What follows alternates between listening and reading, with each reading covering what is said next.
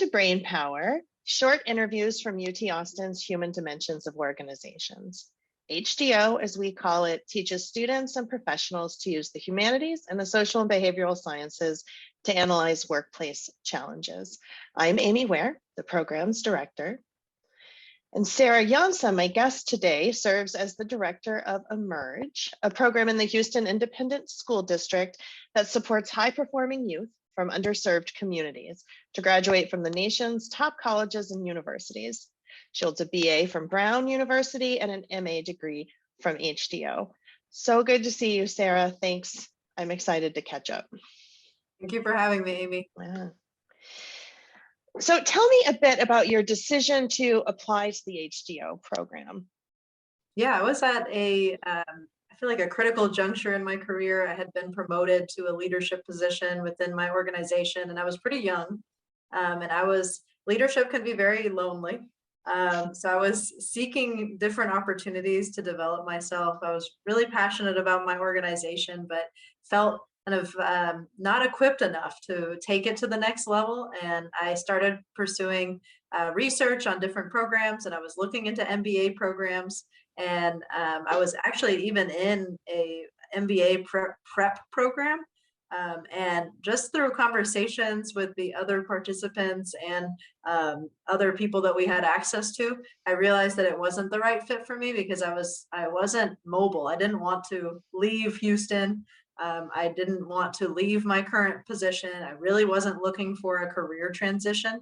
And then a friend of mine who worked at MD Anderson in the UT Health Center here in Houston forwarded me an email about HDO. And she said, I think this could be a really good fit for you. So I looked through the program. I'm a fan of innovative programs and realized it was, a one-of-a-kind program. And I loved the cohort style of it. I loved that I could continue working and study. So it just seemed to fit a lot of my goals. Yeah. And I'm excited to hear about, your capstone, what you decided to focus on for your capstone and how did it come about, right? Was it directly related to your work with Emerge? Yeah, so I was struggling with what my capstone topic would be, but I kept coming back to how do we make sure that everyone knows that what direction we're going in? Because I felt like we had a really strong mission statement, but I was seeing that wasn't really enough for everyone to be able to orient what their activities would be when they're working. Like, what should I be doing? What is it that we're working towards? I finally decided to do my capstone on visioning. So visioning for social change organizations, and what does that process look like? Why are visions so important?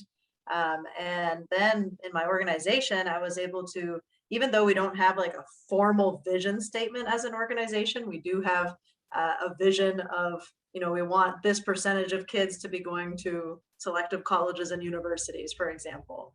We also set visions for the year. So, our vision for this year is X. And we weren't doing that before.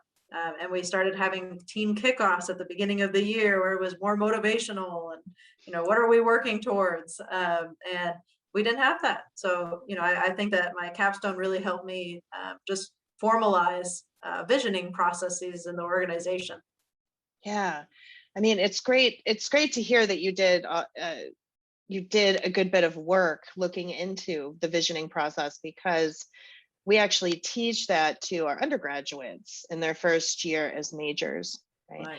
And we actually use artists, in particular Thelonious Monk, right? And about how he, through his music, was generating a vision for, in the midst of the freedom struggles and things like that. So that's awesome. It's really interesting. Yeah. And tell me how, what you've learned in HDO more broadly has helped you with your career in advocacy and education. And, what skills do you apply daily or regularly at Emerge? Yeah, I think one book that really stuck with me was The Thinking Fast and Slow by Daniel Kahneman, about cognitive biases and And I just really took a lot of it to heart. For example, the planning fallacy, that whenever we're planning something, we just, oh yeah, we'll be able to get that done in 2 months. And then it actually takes 5 months. So that's just something that I really take into any planning conversation. And I think it's done wonders for our organization. I don't try to make everything so short of a timeline when it's not necessary. And people have really enjoyed that about me. Like, oh, okay, we don't have to finish it in 2 months. I'm like, no, why? Why would we need to? All of these things could happen. For example, we were trying to figure out our recruitment timeline, and our nonprofit partner ended up trying to do it in like 3 months. And I was like, I don't see any reason for that. So I was like, let's spread it out. And I'm so glad we did, because their application deadline fell right after the winter storm. Winter storm made all the schools shut down, and then they were scrambling. They were really struggling. And then they got very low application numbers. I wasn't stressed because I had built that in. So I just think that concepts like that really supported me. Insider and outsider view. Sometimes I feel like, hey, I need to get someone else's point of view here because I'm just too much of an insider at this. Yeah. So concepts like that really help. Peak end effect. I always think about, what are we doing at the end of a training? Make sure that that will stick with people. Or what do we do at the end of a meeting space? How do we keep things brief? So we have a weekly meeting and we try to keep it as brief as possible for people's attention span, and what are they going to remember with information. Even from Clay Spinuzzi's class, email communication. I'm always thinking of, what point do I want to get across? How do I write this in the most effective manner?